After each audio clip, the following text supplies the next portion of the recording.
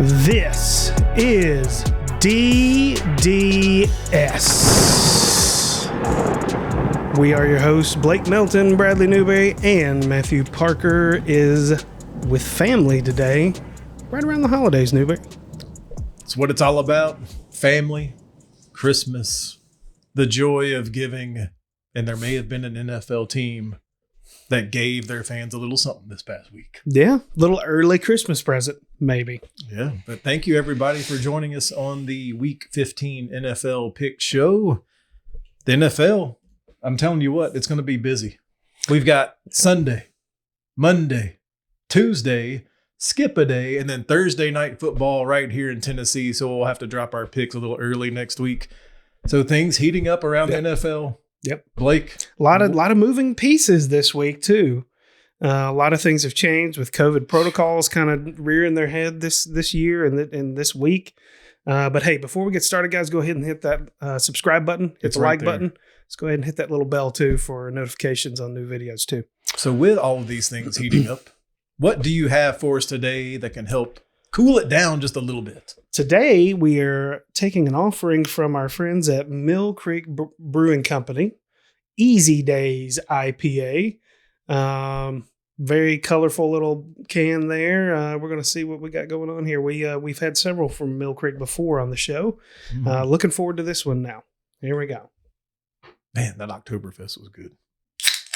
Oh, that was a classic. That was a classic crack right there. All right. Oh, we'll get to see it right here. I got a little whiff. Got a little whiff right there. The tall glass. Half for me.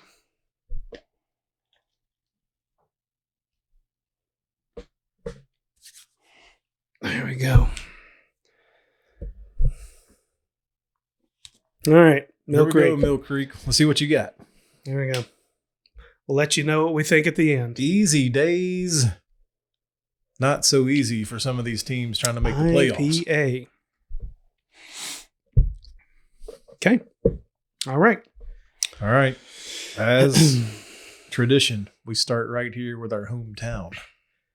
Tennessee Titans. The 9-4 Tennessee Titans go on the road this week. They're going to the 6-1 Pittsburgh Steelers. Is this Ben Roethlisberger's last year? I think so. Mike Tomlin as an underdog. Parker said it many times. Beware. What do the Titans find themselves into this week going to Pittsburgh? You know, it's always tough. We have a lot of experience playing the Steelers, you know, being former division rivals and all that. A lot of terrible towels hanging around the Music City. Every time they come to town, it seems like we got yellow towels all over the stadium. So going there, it's gonna be overwhelming. Probably the terrible towels are going to be out in full force. With this being Big Ben's most likely being his last year, the Titans definitely are not walking into a cakewalk whatsoever. There's going to be a lot of emotion because am I wrong? Is this his second to last home game? I think maybe.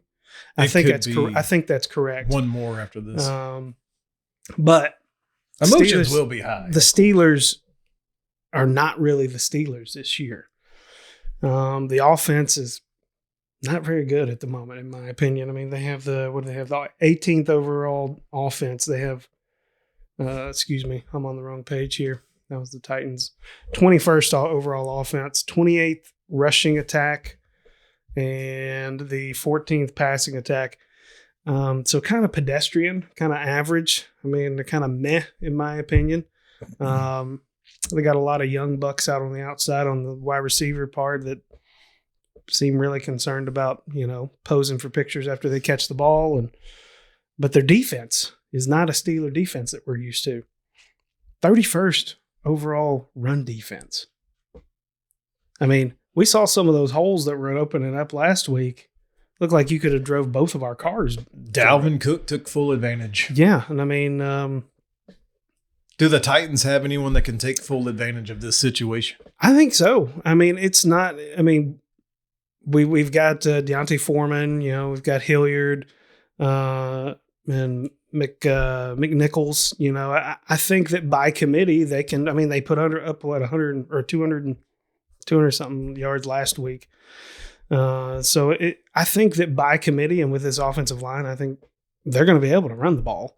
And honestly, I don't know how really effective their secondary is, which, kind of helps Tannehill out because, it means that he doesn't have to be great, which is kind of his thing. He doesn't have to be great. He does just enough a lot of times. So for me, I'm looking at this, the Titans, the run game being the strength of their offense. They have at least one person who's supposed to be dynamic in the wide receiver position, Julio Jones. I'm not really sure what the hell's going on with A.J. Brown. But, hey, I guess at least we have one of them. But for me, I think this is going to be a tough game. It's going to be a game all about focus. It's going to be all about the Titans defense, who have been playing absolutely lights out lately. The second overall run defense in the NFL and the 26th overall pass defense for an overall ranking of 12th. With that kind of defense, they really only have to be kind of average on offense to be able to pull out a win, or at least be in a game to be in a position where they can win. Their defense gives them the ball a lot.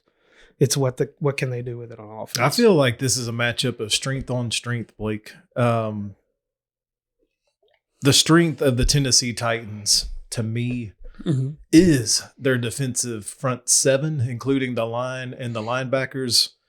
I love Byard, too. I keep forgetting about it. So Byard, yes. But the weakness of the Pittsburgh Steelers is the offensive line. It's not Najee.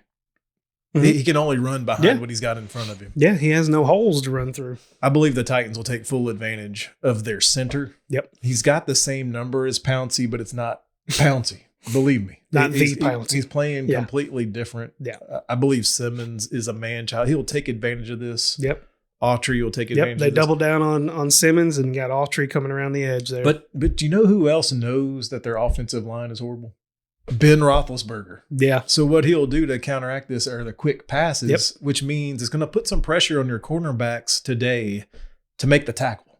They got to make a tackle, get them down. We don't need a broken tackle, and then Byard's chasing. Well, what we don't need, and this is like a epidemic around the NFL that, and I'm not making light of that word with everything that's going on. You know what I'm saying? Shit. You didn't say pandemic. Exactly. But anyways, there's this thing where defensive backs give 10, 12 yards of cushion. 8-yard cushion. I don't think that's what needs to happen today. I think you need to make them prove that they can beat you deep. Exactly what you're saying. But if you do keep them in front of you, you got to make that tackle. You got to. The first guy that gets there at least has to hold them until the other guys get there to gang tackle. I think Ben Roethlisberger would love to go deep, but I think the problem is his offensive line cannot hold up long enough for him to take a shot. Particularly with this defensive line. You're right. Only person his offensive line versus this defensive line. I think that's a very good point. The only person that would be taking a shot if they try to go deep is Ben Roethlisberger himself. He will take a shot in the back. Yep. In the face. Well, not to the face. That'll be a penalty. But, the defensive line is set up for a good day today. Man, some of the stats, though, the Steelers are 38-21 against the spread in December football games. There's a lot of history here that's leaning Pittsburgh. The Jaguars gave the Tennessee Titans a lot of that momentum push, like we mentioned. Right. I mean, they've catapulted the Rams back up. Yeah. They've catapulted the Titans. If they take that momentum into Pittsburgh today, it could be a long day for the Steelers. The Steelers didn't even look right until, was it midway through the third when they rambled off 22 straight points? I think that it was some kind of crazy stat that a majority of their points come like halfway through the third quarter and into the fourth quarter. And that's not, like I said, this is not the kind of team that's built for that. I think it's going to be a big day for the Titans defense. Defensive line. Too. Can the corners make the plays? I'm a little confused by the line being Pittsburgh by 1 at the moment. That's just history. Home field, the history. And I have a hard time with the history thing because particularly when you're dealing with a franchise that's, like we've talked about in our in our preview show, our NFL preview show before the season. Some of these statistics are just so skewed because of how old the franchise is. I just think that right now, the Titans are. I think they had their get right moment last week. They're getting healthier. This is the fewest people that they've had on injured reserve since God knows how long. I think they only have 8 folks on IR at the moment, which is still a lot for some people, but my God, that's nothing for them. So they're starting to get healthier, and I think that if they can start putting things back together now, get everybody back in a rhythm, I think this is the kind of game that could really propel them into January for sure. So the season ticket holder, he dropped his picks to me. Oh boy! Everyone out there that trusts Parker's picks, he says go with the Tennessee Titans today. Money line. Doesn't matter if you give him any points or not. He says the Titans will win, go to 10-4, and continue to march their way towards trying to attain a number 1 AFC playoff seed to give maybe Derrick Henry an extra week of rest. Yep. Motivation is there. Yeah, I tend to agree with him. I think that basically every time that Indianapolis wins, actually we just need to win every time, but anytime Indianapolis wins, I think we need to win too. And with them getting a win against the Patriots last night, we need to get a win here to keep pace, so to speak. It's always a big deal to get to 10 wins for whatever reason in your mind and your psyche. But to go ahead and get that 10th win today, I think is going to be a big deal for them moving forward throughout the season. And I think Ben is not the same Ben. It's always hard watching a Hall of Fame quarterback kind of struggle in his latter years. Yeah. And I think it's kind of what we're seeing. I think we'll continue to see it, honestly. So I think the Titans are going to take advantage of their run defense being not good at all. And I also think that our defensive line is going to take care of their expose their weak offensive line. So with that, I'm going to the Tennessee Titans. They're going to win today 27-17. Big win. Yeah. So I've talked about Ben. I've talked about what I believe is their weakness is the offensive line. It boils down to this for me. I'm looking at TJ Watt. Yep. The Pittsburgh Steelers are 0-4-1 when TJ Watt is either out or doesn't play the entire game. The Pittsburgh Steelers are 6-2 when he plays the entire game. Mm-hmm. So I'm basically talking to you, Watt. If you play the entire game, Pittsburgh wins 27-20. Okay. If you're out, the Titans win this game 19-17. Okay. My pick is that you play. I'm going Pittsburgh 27-20. Okay. All right. That's heard it here first. The key. Offensive line and TJ Watt. You heard it here first. Moving on. We're going to take a trip down to Duval. And folks, Blake said it. Has Christmas come early? It's a whole reaction show in of itself. Coming soon from DDS. Around Urban Meyer. He's out. Yeah. Long time coming. You got to give props to Shaq Khan for going ahead and pulling the plug. I mean, obviously it should have been done earlier in my opinion, but regardless, better to go ahead and do it than ride it out to the end of the year. Try to salvage whatever you can. And, you know, we're hearing how relieved, how jovial, how galvanized is the word that likes to be thrown around that the Jaguars players are. A little exhale. I think the issues with the Urban Meyer hire run way deeper than we will ever know. You know, all of the stuff that came out about Lambeau being kicked and things like that in the comments that he made. Oh, well, I'm the head ball coach. I'll kick you whenever I want. Yes, that was just the kicker, but you know what? A lot of other people were probably watching and heard him say that, and that's having a guy like that out of your ranks, though it brings a little bit of uncertainty as to what the game plan is going to be moving forward. I think this ultimately is a good thing for the Jaguars. Could it galvanize them? Could it make them be able to maybe pull out a victory this weekend? I don't know. We'll see. I mean, the truth of the matter is this is a matchup of 2-11 teams in the AFC South.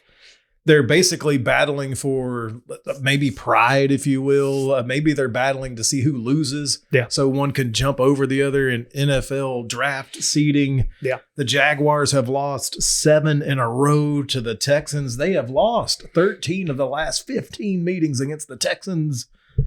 Man, the offensive coordinator Darrell Bevell now steps in as the Jaguars' interim head coach. He found himself in this exact same spot last year with the Detroit Lions, in which he went 1-4. So is firing Urban Meyer enough to get them to respond differently in this game against the lowly Texans? I don't know. I have my questions. I have a as quote, the Jags fan. I got a quote here from Shaq Griffin. I feel like definitely the right word is focus. The focus in the locker room is definitely there, and that's where it needs to be. Just keeping the main focus on this organization and the guys playing. It's been looking good in the locker room for sure. So there's a lot of hype. There's a lot of confidence coming into this game. Like you said, it's two teams that, I mean, they're let's just say it, they're at the bottom of the barrel. They are. In the NFL. But, you know, is this the moment in time where things are going to turn around for the Jaguars? Obviously, this year's kind of lost. But are they going to point to this moment in time where they say that this group of players turned it around? They kind of swayed it. They started moving towards the other direction at this point in time. So that's the question. One thing that I have is when looking at just the matchup alone, good news for the Jags is I thought their defense played pretty well against the Tennessee Titans. They're matched up against a rookie third-rounder, Davis Mills, for the Texans. He did have a career high, though, last week of 331 yards. I believe the Jaguars' defense is set up for a chance to actually do something here. They're not very good at taking the ball away. Their defensive line, I mean, yes, admittedly, with some called blitzes, they're getting some pressure.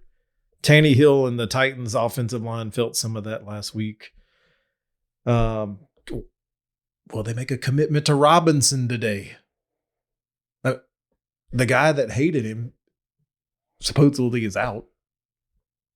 Make a commitment to your number one, not only running back, but maybe your number one player in offense right now. Yeah, I mean, I think that's going to be the key to their success today for sure. Davis Mills, you know, getting his 8th start or whatever. I don't know. I don't have a lot of confidence. I can't laugh at it. Statistically, his numbers are better than Trevor's. I know. But I mean, what does that really mean? Is my thing. Does that really mean something? Because I mean, he had good numbers last week, and they got their ass kicked. So, we'll see, man. I mean, both Parker and this guy have said they're not even considering picking the Jags until Urban Meyer is out. I mean, guess what Parker did? Parker's picks, everyone. He picks the Jacksonville Jaguars to win today at home against the Texans. I can't believe I just said that. I'm going to let Blake go because if everyone remembers, we had a situation earlier this year where both Parker and he picked the Jags to beat Seattle on the road, and I was the only one that picked against the Jaguars. It didn't work out so well for these guys. But will Blake put them in a situation where he's going to do this again? I don't know. So, you know,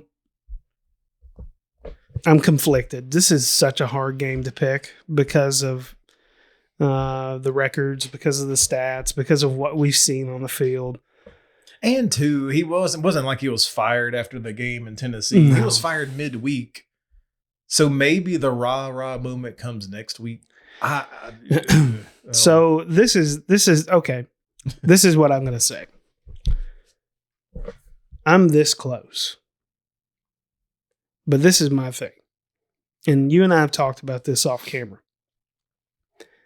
I think that you use this week as a building block week because, I mean, there are no moral victories in the NFL. There are no moral victories, period. I don't care what anybody says. But, like you said, fired late in the week. Late at night. Like 12:30. Am I questioning that it's galvanized the team? Yes, it's absolutely galvanized the team. But are they organized enough to be able to use that energy in a way that maybe they can get something done? Yeah, the Texans are bad. But I think what's going to happen this week, I think this is going to be a really good game. Relatively. Right. I think this is going to be a closer game. I think Trevor Lawrence is probably going to play pretty well. But I still question if he has the tools around him to get it done. Not right now. So with that being said, I'm still picking the Texans. I don't think this is the week. I think that give them some more time. Next week could be that week where they have a real thumping on somebody. I'm just going to pick it what I want to see. What I want to see. I'm not going to pick what I think is going to happen. So what I want to see today, and I might be one of very, very, very few that actually even is peeking at this game because it's at the bottom of the barrel when you're looking for entertainment purposes. Yeah. I want to see this game dummied down so much to where maybe both teams are just running the ball. So the clock's going to be running a lot. Even from the Jaguars' point of view, I want to see Robinson. I'll take a couple of handoffs from Hyde. Trevor Lawrence, whatever, if you want to run too. But both offensive lines are in question here. If Texans want to get pass happy, I think that plays into the Jaguars' defensive strength. It's going to be a low-scoring game. If anyone wants to put $1 on this, take the under. I think the Jaguars they've been a part of the under like 13 ungodly games in a row. Yeah, the over-under is 40. Jeez. That seems like a lot. the Texans are statistically the worst run defense in the NFL at 150 yards given up per game. I'm going Jaguars 19-13 in a boring game. Okay. I mean, I could see it happening. I really could. I just think that they're going to maybe not win just barely this week, and then they're going to turn around and absolutely hammer the Jets next week. So, all right, our game of the week. We're a little late to getting this on to air here, but we'll go ahead and tell you what we thought about it. That was New England at the Indianapolis Colts. The Indianapolis Colts are playing for playoff relevancy here. New England was currently sitting at the number 1 spot in the AFC playoff seedings. And going into this game, I mean, we're thinking, look, okay, rookie quarterback, more than likely the rookie of the year, leading rookie of the year candidate. Coach versus Wentz. Yeah. But it's not really versus Wentz, it's Taylor. Yeah, Taylor's a bad man. It really is. Undoubtedly, with Derrick Henry down, best running back in the NFL at the moment. No doubt. There are some good ones, though. Oh, there's some good ones, but I mean, Derrick Henry's a totally different animal. The fact that Derrick Henry's still in the top of towards the top of the rankings, even after being out this long, is kind of a testament to that. But yeah, I for sure thought that Mac Jones was just going to keep doing his thing. I really did. I didn't think that Indianapolis was going to be able to put together so many points against them. And it was a shock to me. I'm not going to lie. I didn't expect that score to turn out the way it did. I think we were all thinking about a touchdown game or so. Between 3 and 7 points. But all three of us were on the Patriots side last night. I had New England 28-21 in the predictions. I was thinking more New England 2017. Yeah, I saw some turnovers that not common by Patriots teams. Yeah, not usually something you see from a Bill Belichick team for sure. But it was interesting though. I mean, it's amazing how Vegas is so close to this because when we looked at these lines earlier this week and it said Indy by 3, I was like, what in the world? Wasn't buying that at all. And they covered it. I know. I mean, I know. 1 by 10. I might have been inclined to have a feeling about that game if I would have been able to put it out there, but it definitely didn't turn out the way I thought it would. So that goes to your point of, hey, the Titans have already seen the Colts win, so now it's time to return serve. Yep. Go get a road victory in Pittsburgh. Totally. So all 3 of us are on the Patriots, and we all take the loss in the game of the week. It's underdog time, where we have to try to identify and pick a team that is not supposed to win, that may win straight up. And I believe Blake and I have identified the same game. Yeah, I'm going with the Bengals over Denver. Right now, Denver's sitting at a 3-point favorite. The way I look at this, I think this is going to be a strength-on-strength game here. You got Joe Burrow coming in with the 9th rated passing offense in the NFL versus the 7th ranked passing defense for the Denver Broncos. So I think this is going to be a heck of a matchup. You all know I'm a Joey football guy. I like watching the guy play, but ultimately I think they're going to squeak out the victory here. And for me, I'm harking back to my notes here, as you saw me flipping the page, back to the AFC West prediction show where I had Denver predicted to go 5-11, or I guess it'd be 5-12 this year with 17 games. And I think they've overachieved, man. I think Teddy Bridgewater has been almost what we expected, maybe played a little better. Their rookie running back's been fine. We called out that their defensive backs had improved, which they have. Trading away Von Miller to the Rams didn't seem to matter. That's why I lean Cincinnati, is that I trust the rebuild process has advanced more with them. And I'll go with Joe Burrow, Jamar Chase, Joe Mixon. Yep. I think there may be just 1 or 2 steps ahead of the progression line than Denver is. And give me the Bengals 28-20. I think they win it by 8. Okay. Parker, you didn't give me much of an analysis, but I'll tell you, he's looking at a traditional spot here, is what I believe this means to me. He's looking at the game of New Orleans and Tampa. And traditionally, this game has been 50-50, back and forth. But one thing that I would have called out to him if he was here was that's when Drew Brees was there. Yeah. They're going to have Taysom Hill today as their extra running back. Yeah. God, it's so hard. It's so tough to pick against Tom Brady, man. Well, but he's doing it today. He's going with New Orleans Saints as his underdog. And not with a guy that they have that's a full-time quarterback in the NFL. I can't see that being overcome. Well, let's think of some things of maybe why he was thinking this. Traditionally, close game. Yep. I believe Kamara's back. Yep. I can't get past that. I can't. I just can't. I don't know what else to say about that. Parker goes Saints.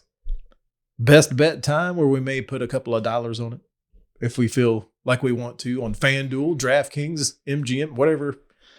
Float your fancy there.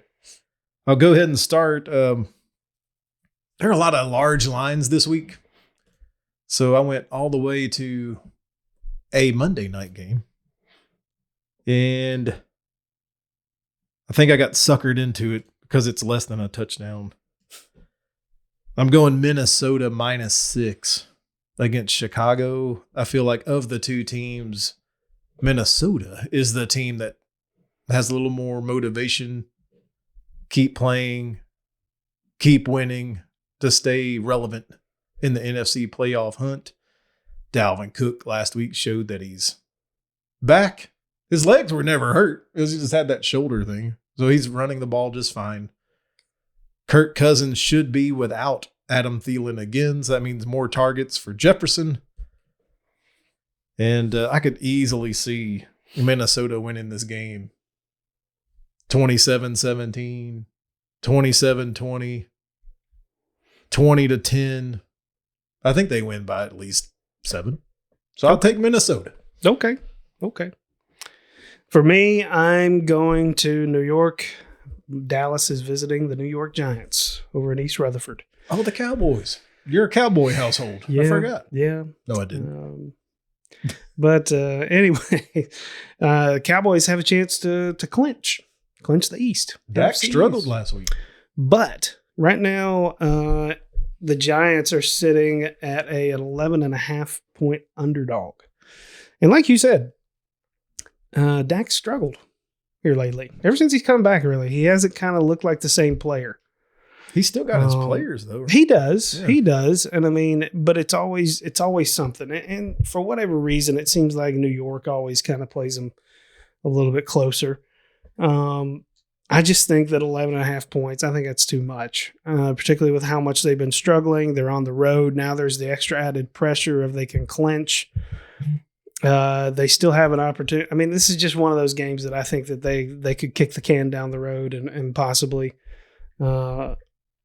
try to overlook. I don't think the Giants are going to beat them, but I think this is going to be closer than 12 points.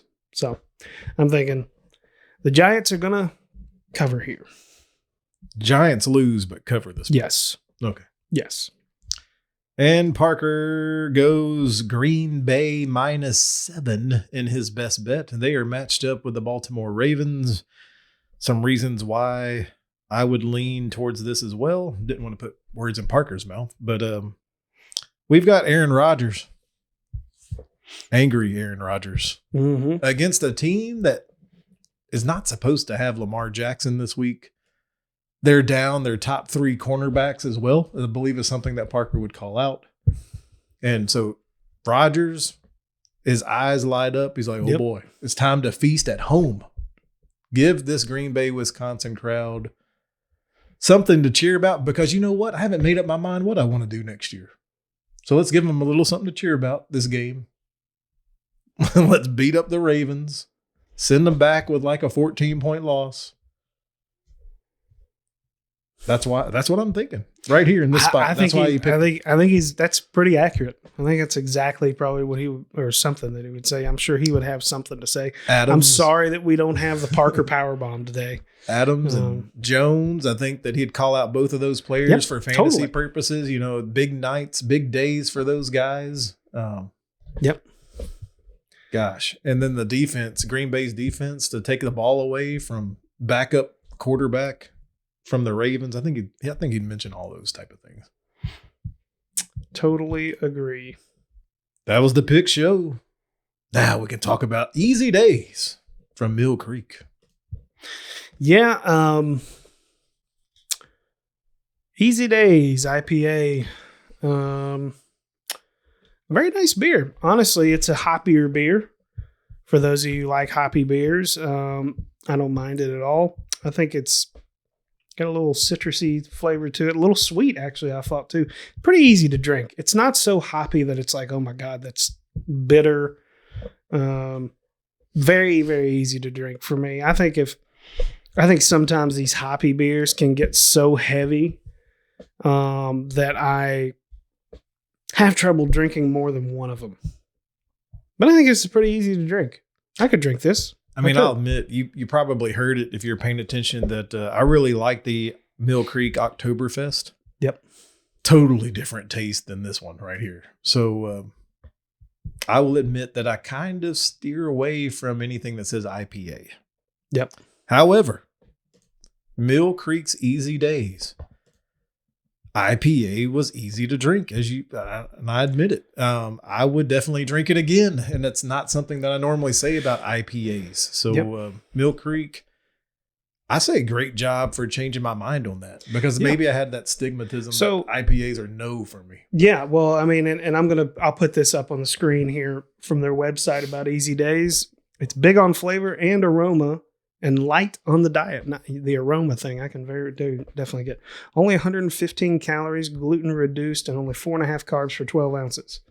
A delightful bouquet of El Dorado, Warrior, Centennial, and Cascade hops, burst with notes of citrus, I called it, hints of pine, plus refreshingly dry finish that make this a one-of-a-kind IPA, and a guiltless pleasure that you can keep coming back for over and over again, which is, well, that's pretty much what I said.